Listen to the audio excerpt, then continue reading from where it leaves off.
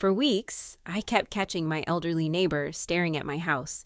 Every morning, he'd stand by his fence with binoculars. If I left for work, he'd watch. If I came home late, he'd be outside.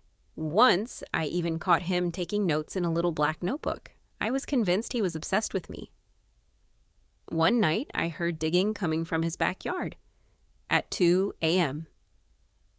That was enough. I called the police. They arrived expecting a neighborhood dispute. Instead, they found a hidden basement entrance beneath an old shed.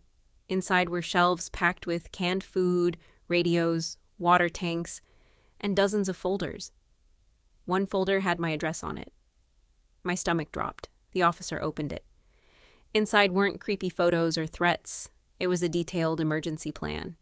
Maps of evacuation routes, medical information he'd gathered from public records, lists of which neighbors lived alone, who had generators, who needed medication, and who would need help if a disaster ever happened. The old man quietly admitted he'd spent years preparing in case the world went sideways. The binoculars.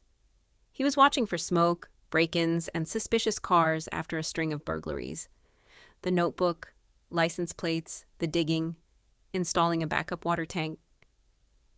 I apologized over and over. He just smiled and said, "Someone has to look out for the neighborhood." I still feel guilty every time I wave to him. Sometimes the scariest stories have the most wholesome endings.